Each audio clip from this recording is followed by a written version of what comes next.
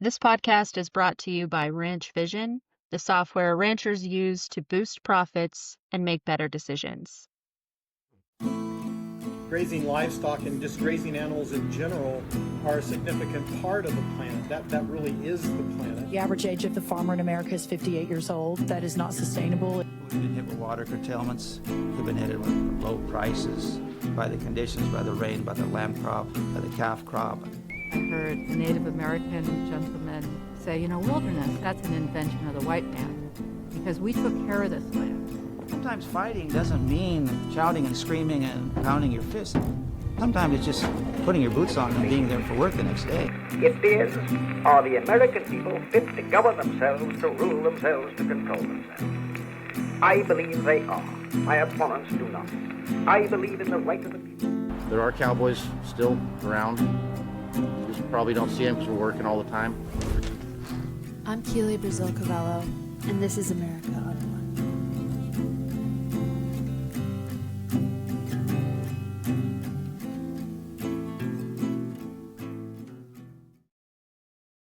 Welcome back to Un1. I have the most special guest I've ever had in my unbiased opinion today. It's my dad, Dr. Rich Brazil.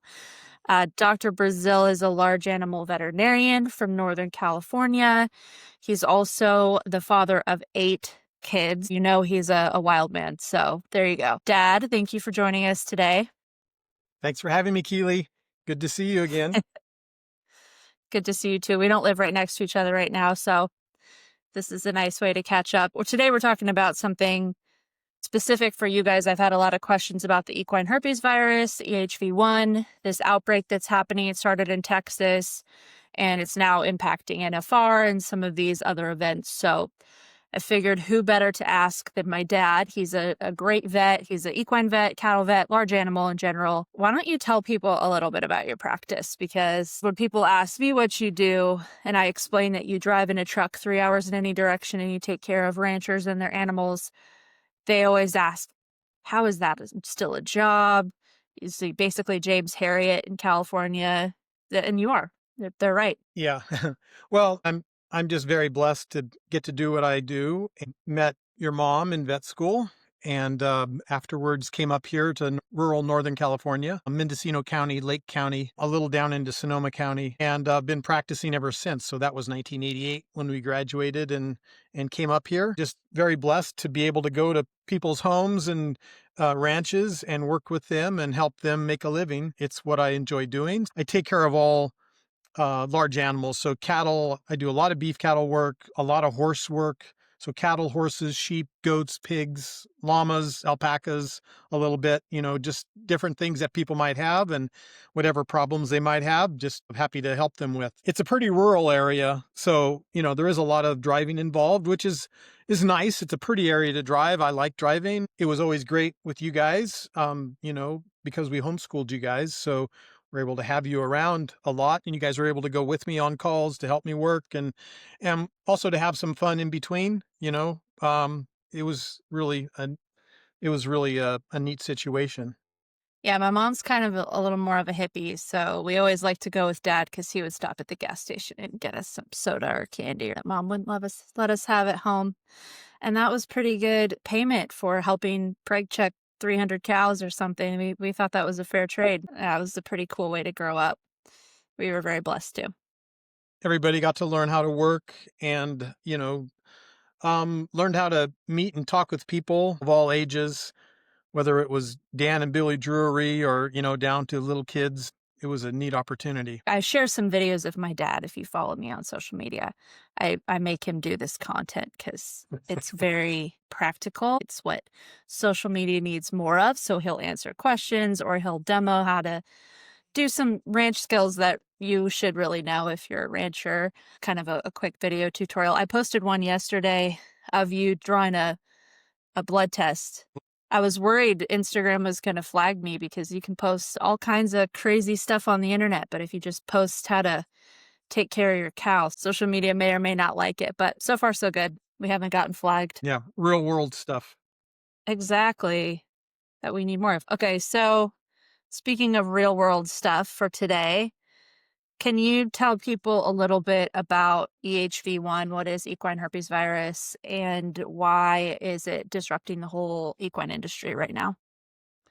Yeah, it's made a big splash in the news recently. There was an event, a women's PRCA event in Waco, Texas, where there was an outbreak. It's a contagious disease. Most of the time, it doesn't cause a real problem, but it can cause a very serious problem. There's several different forms. Actually, there's at least like 9 different strains of equine herpes virus. 3 of them are significant, and the one that's most significant is equine herpes virus 1. That was the outbreak in Texas, and that can cause several different syndromes. Most commonly, it causes an upper respiratory infection that usually is fairly mild, but it can be more significant, can be fatal in young foals. It also can cause abortion, usually 3rd trimester abortion in mares that haven't been vaccinated. And then the worst generally is the neurologic form.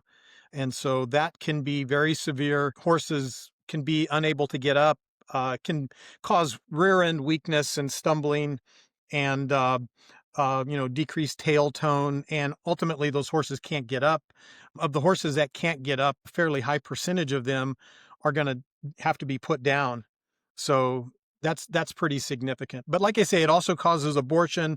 It also causes upper respiratory infection. Equine herpes virus 4 is kind of similar to that, but usually much more mild. And then the other one that's significant in horses is equine herpes virus 3, which is very similar to kind of like genital herpes in people. It's a venereal disease that causes vesicles and papules and irritation. So those are the 3 that are significant. And this is the most serious. This is the one that has Yeah, all of those initial signs that you mentioned, the neurological, the respiratory, and what was the other one? Oh, abortion. Cause abortion, abortion late as term well. abortion. Right. Have they figured out how this outbreak started, where it came from?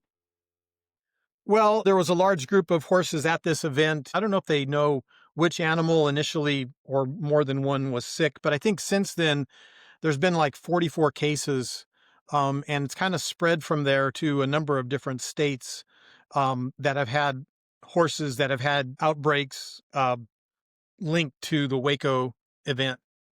Yikes. This was a barrel racing event, so people traveled for this and went back to their home states and brought it with them. That's really scary. Do you recommend your clients get this vaccine? There's a couple different vaccines. Zoetis has a FluVac Innovator EHV-1, which has, protection for both strain 1 and 4. And Merck has a vaccine for strain 1. But really, the vaccines don't provide much protection for the neurologic form. It might cause horses that get the neurologic form to shed a bit less and transmit it a little less, but it's not really protective. It's more for the respiratory form. And then there's a specific vaccine for mares, for pregnant mares, to prevent abortion from the abortion type of symptoms. Manifestation, yeah. Yeah. So even if a horse has been vaccinated against EHV-1 and 4, they can still develop the neurological Yes. manifestation of it. Yeah. Oh, okay. Very little protection with the vaccine for the neurologic forms. Okay. I was talking to someone who was supposed to go to the national finals breakaway roping, which I think was supposed to be this week. Yeah, today and tomorrow. But it's postponed because of this. NFR is this week, so everybody's coming to Vegas. This is the big rodeo event of the year. Is it affecting a lot of events? Yeah, I mean, this was a pretty high profile event in Texas. And so people that went to it, they might be going to other events, kind of a common population, especially in, the women's PRCA. So I could see why others are going to be maybe closed, or people are going to be leery about going to them. They recommend like a 21-day period of observation quarantine after exposure. So that's going to put a big damper, I think, on a lot of those people, and people might be just gun shy and not want to have to deal with it. Yeah, for sure. That makes sense. What should people be looking for early symptoms if you think your horse might have been exposed? What are you watching for? Yeah, early symptoms are a fever, anything above 100.8 degrees Fahrenheit, maybe nasal or ocular discharge. maybe a slight cough. Those are some of the early symptoms. And then later you might see, if they do manifest the neurologic form, you might see just, dragging a foot or a bit weak or decreased tail tone, something like that. But yeah, and then that might progress to where the horse can't get up. Oh, that's so sad. That'd be heartbreaking. How is EHV transmitted? Yeah, it's transmitted by secretions like nose-to-nose contact or from the hands of people who've touched an infected horse and then go and handle a vulnerable animal. So you want to be careful with feeding, watering those animals and what they have contact with. You definitely want to Got keep it. them away from nose-to-nose contact with other horses. Okay. Got it.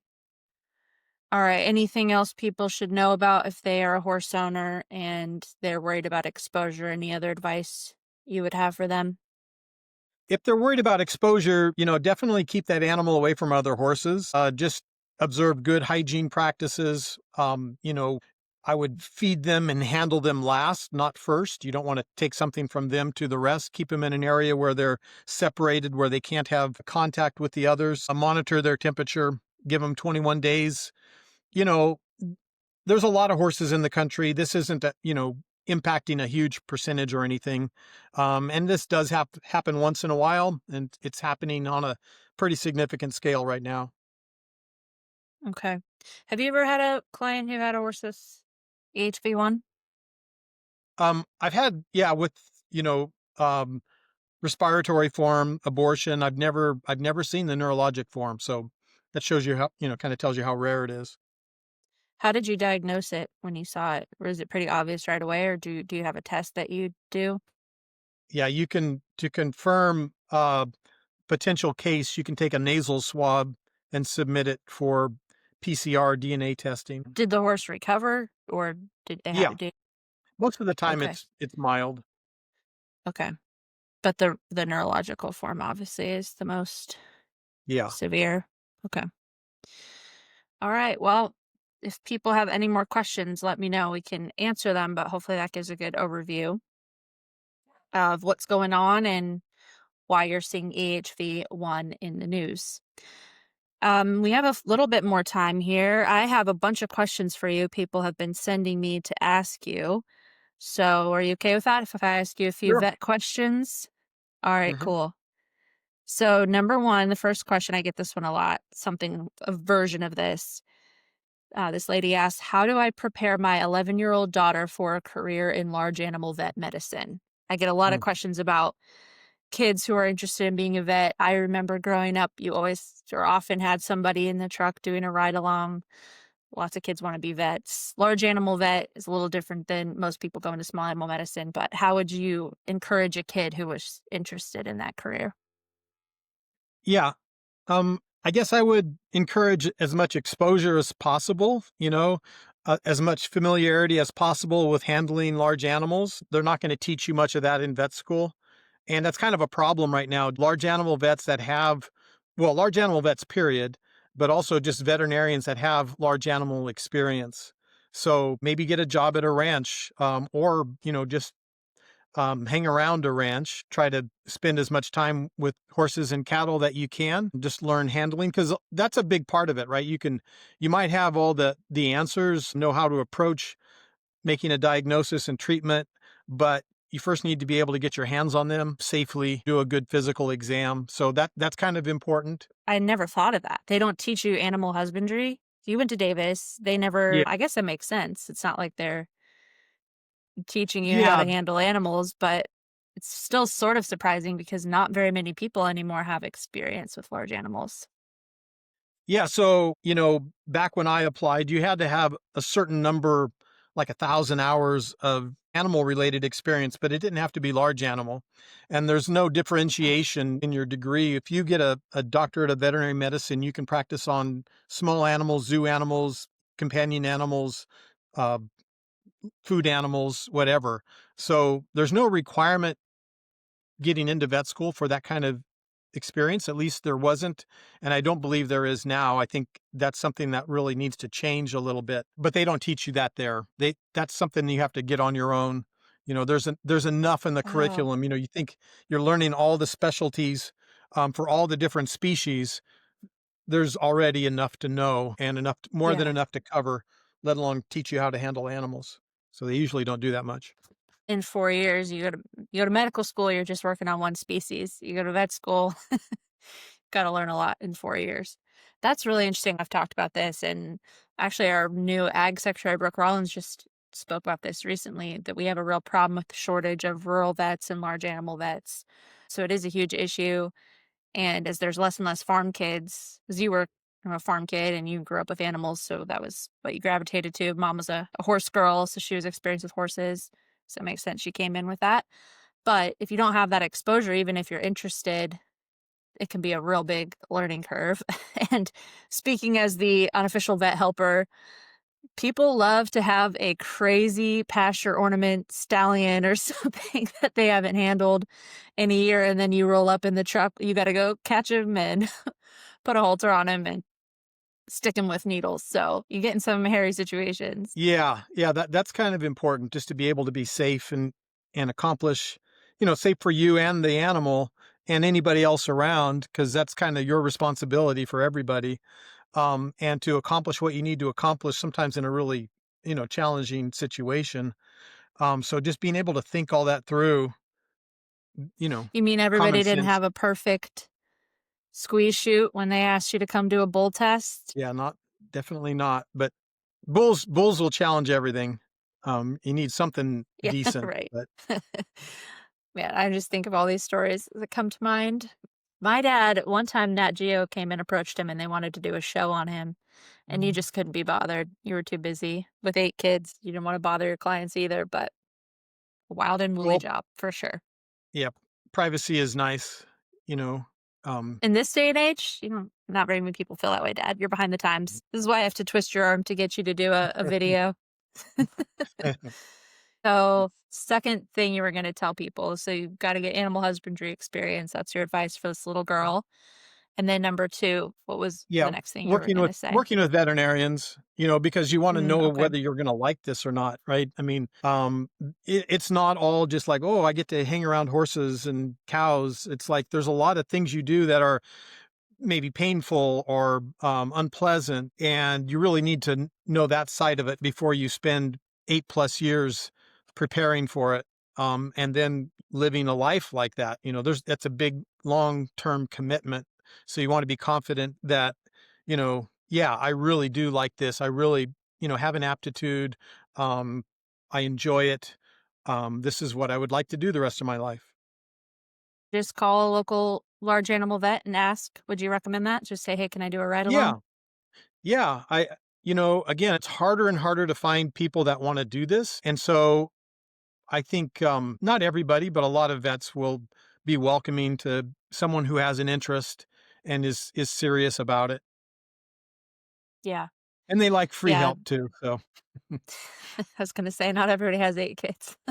yeah. Yeah, because you feel a responsibility to the industry, especially, as you see a lot of folks are retiring. Yes. Yeah. I mean, it's hard to find someone even to just give it to. There just aren't very many. I spoke with the UC Davis Vet School last spring, and this was a large animal interest group of people, but even there, it's a small number. I think there's like 150 students, and there was maybe 5 that were interested in large animal medicine throughout the state of California. And a lot of those didn't, they were maybe from the city and just kind of have a passing interest. How serious are you going to be 2, 3, 4, 5 years out doing this day in and day out? A lot of people might say, hey, maybe I'm going to gravitate into small animal. So Wow, it's hard to 5 out find of someone. 150? Like 1 in Yeah, 30, basically. yeah, yeah. And this is UC Davis is one of the best ags or vet schools in the country, not just California. It's one of the schools that people from all over come to, yeah? Yeah, and there's a limited number. There aren't that many vet schools. And in California, when I went, Davis was the only one. Now there's one at Pomona, northern, at Pomona.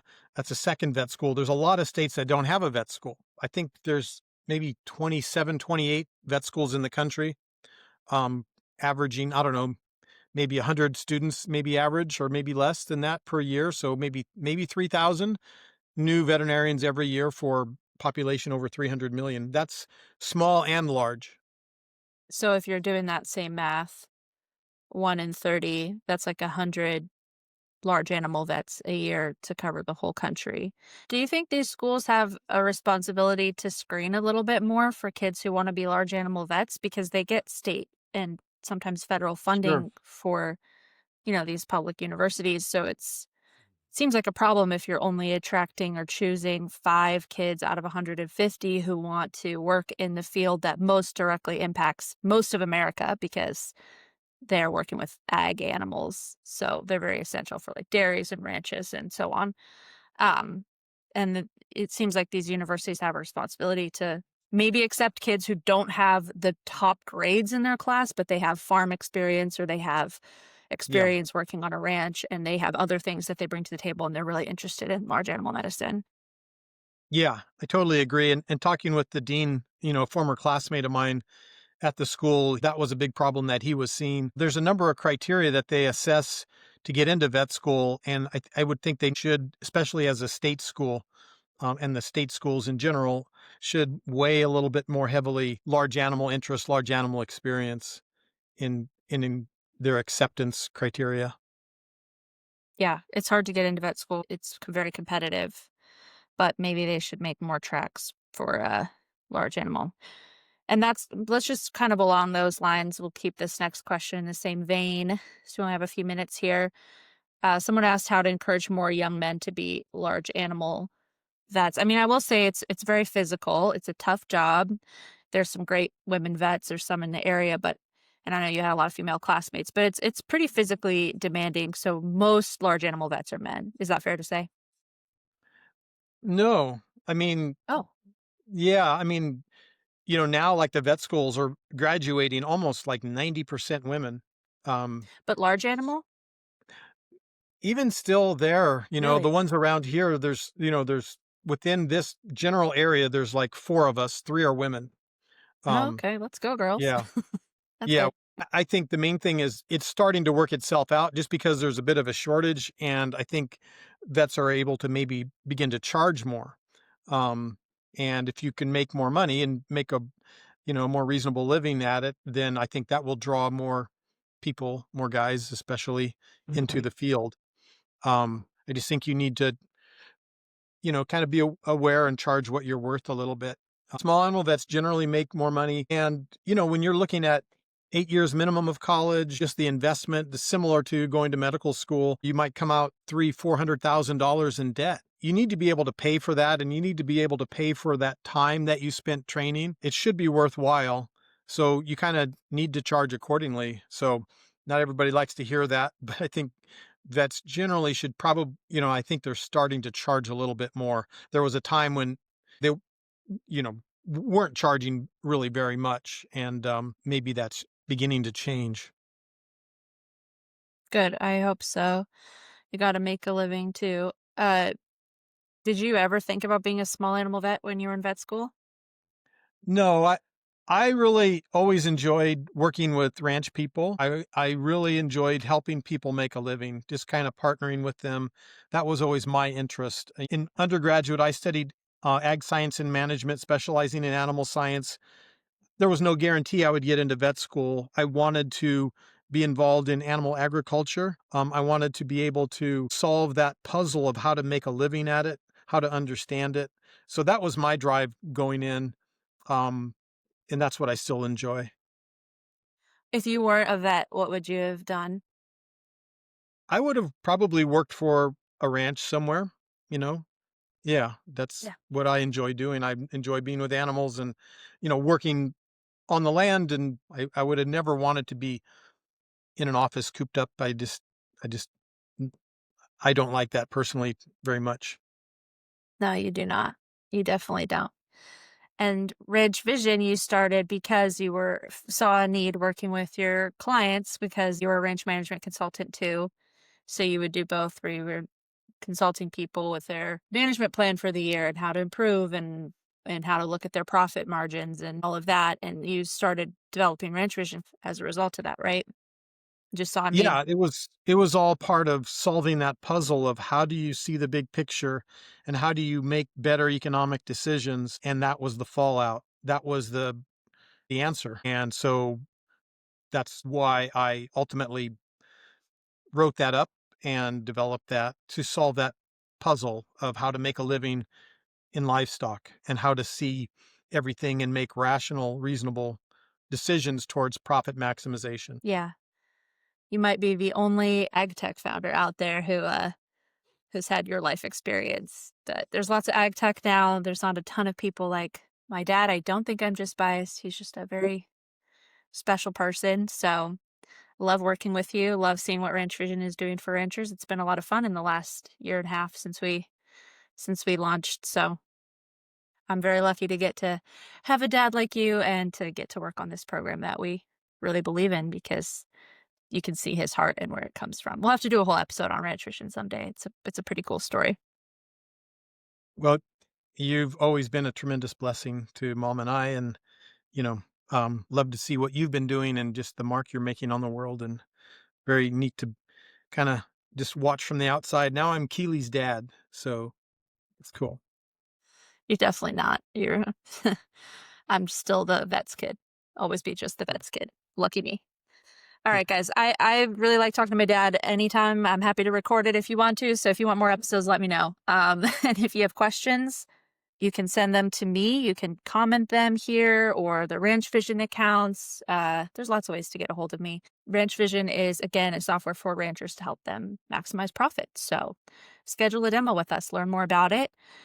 And if you have any questions about any of the headlines going on, if you have a vet question, ask Dr. Brazil. We'll do more of these coming up. But thank you, Dad, for your time, and appreciate you. Likewise, my pleasure, honey. All right, talk to you soon. Bye, guys.